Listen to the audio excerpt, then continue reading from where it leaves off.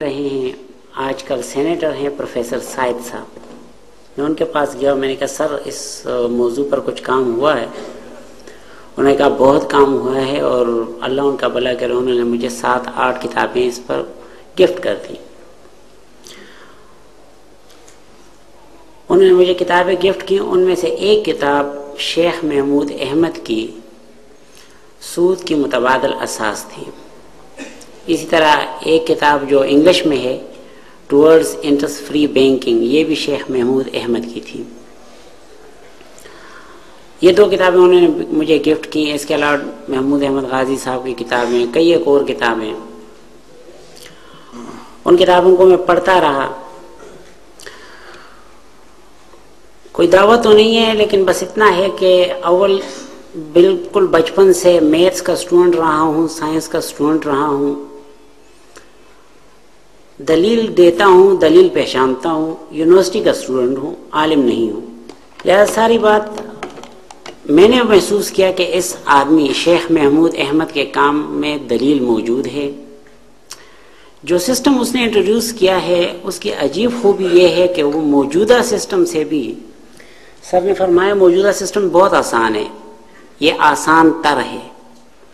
جو سسٹم اس نے بتایا وہ آسان تر ہے، کہیں زیادہ آسان ہے. اور بعض ایسے ناممکن ٹیسٹوں سے گزر گیا ہے کہ حیرت ہوتی ہے، جس سے ہمارے جتنے بھی دوسرے کونسل آف اسلامک آئیڈیالوجی نے جتنے بھی دوسرے متبادل پیش کیا ان میں سے کوئی بھی ان ٹیسٹوں سے نہیں گزر سکا، ایک بھی نہیں. یہ ان تمام ٹیسٹوں سے کامیابی کے ساتھ گزر گیا. اور بہت افسوس کے ساتھ کہنا پڑتا ہے کہ بعض جب کونسل کے سامنے یہ پیش ہوا یہ آئیڈیا، تو علماء کرام نے اس کے متعلق یہ کہا کہ یہ معاشی طور پہ فائدہ مند نہیں ہوگا. دینی علماء کرام نے اور ماہرین معاشیات نے کہا اس کی شرعی حیثیت واضح نہیں ہے. ہاکی کے کھلاڑی کرکٹ کھیل گئے، کرکٹ کے کھلاڑی ہاکی. بہرحال میں کوشش کروں گا کہ یہ کانسیپٹ آپ کے سامنے پیش کروں. میرا مختصر سا تعارف بھائی نے کرا ہی دیا ہے. میں ایم ایس سی اسٹیٹسٹکس میں نے پہلے کیا اور اسی حوالے سے میتھ اسٹیٹسٹکس یہ پڑھاتا رہا ہوں، ریسرچ پڑھاتا رہا ہوں. اور بعد میں نے ایم بی اے کیا. 2000 میں میرا ایم بی اے کمپلیٹ ہوا. Time multiple counter loan. This is a diagrammatic representation about time multiple counter loan, a concept of interest-free banking invented by Sheikh Mahmood Ahmad.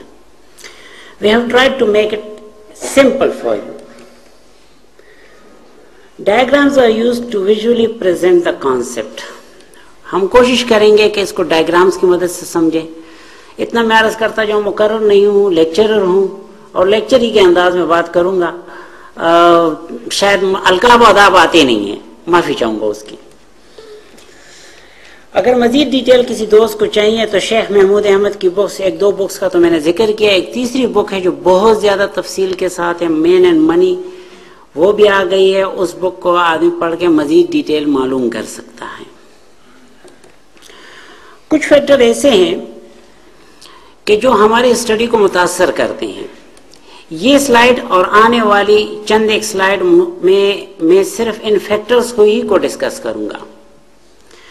بالفرض ایک فیکٹر ہے، ہم check کیسے کریں گے کہ ایک پرٹیکولر انٹرسٹ، ایک پرٹیکولر کانسیپٹ ہے وہ انٹرسٹ فری ہے؟ پتہ کیسے چلے گا؟ اسلامک اعتبار سے کیسے پتہ چلتا ہے اور اکنامکس کے اعتبار سے کیسے پتہ چلتا ہے، یہ ہم اسٹڈی کریں گے. ایک اور جو مسئلہ ہے وہ ہے کنفیوز ڈیفینیشنز کا.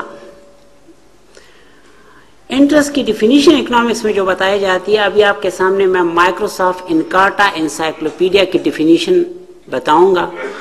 آپ دیکھیں گے اور میں بتاؤں گا کہ اس میں کیا کنفیوژن ہے، ایک ریسرچر کے اعتبار سے اس میں کیا کنفیوژن ہے. پھر پرابلم ہے امپراپر جنرلائزیشن کا. جنرلائزیشن ہم روزمرہ زندگی میں کرتے ہیں. ہماری امی تھوڑے سے چاول چکھ کر کہتی ہے کہ سارے چاول صحیح ہیں، اس کو جنرلائزیشن کہتے ہیں. یہ سمپل سی جنرلائزیشن ہے، لیکن جنرلائزیشن ہمیشہ صحیح نہیں ہوتی. ایک آدمی نے پرندہ دیکھا اڑ رہا تھا, دوسرا دیکھا اڑ رہا تھا, اس نے کہا دنیا کے سارے پرندے اڑتے ہیں. دنیا کے سارے پرندے نہیں اڑتے, ہر جنرلائزیشن صحیح نہیں ہوتی. میں آپ کو ایک امپراپر جنرلائزیشن بتاؤں گا اور اس کو بہت زیادہ کوٹ کیا جاتا ہے اور غلط کوٹ کیا جاتا ہے.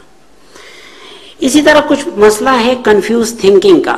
ہم یہ سمجھتے ہیں کہ انٹرسٹ شاید مسلمانوں کا مسئلہ ہے. الحمدللہ میں خود مسلمان ہوں, اللہ کا شکر ہے. انٹرسٹ واقعی ہم لوگوں کا مسئلہ ہے, لیکن اس سے زیادہ انٹرسٹ پوری انسانیت کا مسئلہ ہے. میں نے جب یہ پریزنٹیشن ایک دفعہ سیکوز یونیورسٹی میں جہاں میں پڑھاتا ہوں وہاں پیش کی, تو اس میں بیٹھے ایک عیسائی ٹیچر سر اینتھنی جیمز نے, جو چارٹرڈ اکاؤنٹنٹ بھی ہیں, انہوں نے اس کو سنا تو انہوں نے کہا کہ میں نے آج پہلی دفعہ ایک شخص کو ان الفاظ میں بات کرتے سنا کہ جو جمعے کا خطبہ نہیں لگتا ان ٹرمز میں ہے کہ جس میں ایک چارٹرڈ اکاؤنٹنٹ بات سننا چاہتا ہے. ایک اور دوسرے اس نے یہ کہا کہ یہ اس سے صرف مسلمانوں کے آنکھوں کو ٹھنڈک نہیں ملے گی, یہ تو پوری انسانیت کی چیز ہے, پوری انسانیت کو فائدہ ملے گا. یہ مسئلہ پوری انسانیت کا ہے, مسلمانوں کا نہیں ہے. اور ایک بات عرض کرتا جاؤں, یہ معاملات کا مسئلہ ہے, عبادات کا مسئلہ نہیں ہے. معاملات کا مسئلہ ہے تو بہتر یہ ہے کہ اسے انسان کی بنیاد پہ ڈیزائن کرو, اسے مسلمان کی بنیاد پہ, ایمان کی بنیاد پہ ڈیزائن مت کرو.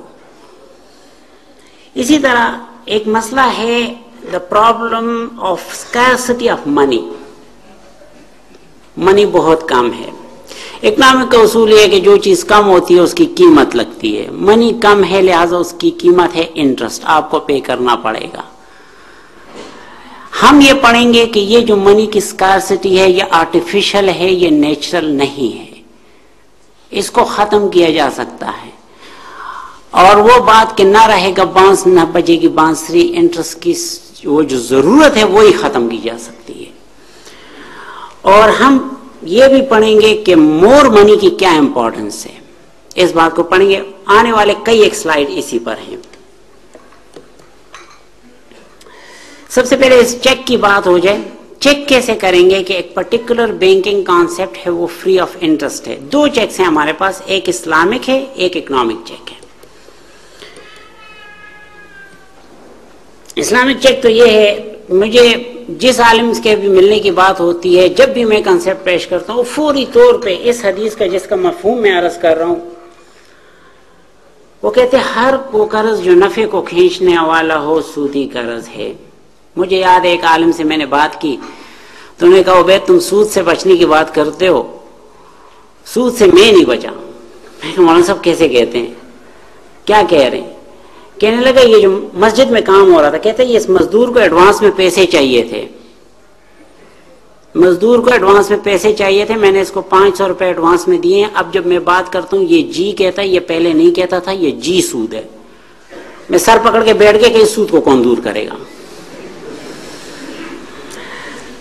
اکنامک چیک کیا ہے؟ اکنامک چیک یہ ہے کہ it should encash a premature commercial paper at par.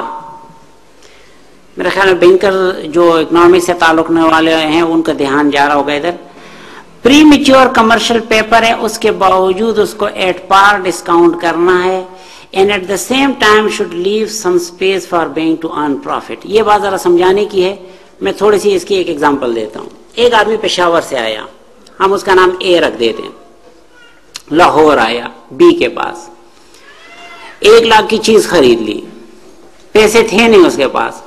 اس نے اس کو ایک کاغذ لکھ دیا, I promise to pay after 30 days. ٹھیک ہے نا, اس کو ہم کہتے ہیں پرومسری نوٹ. یہ ایک کمرشل پیپر ہے, ٹیکنیکل ڈیٹیل میں نہیں جاتا. اس نے اس کو ایک پرومسری نوٹ دے دیا کہ آج سے 30 دن بعد میں تمہیں پے کر دوں گا. صحیح,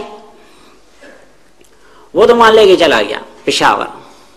20 دن گزر گئے, 10 دن باقی ہیں.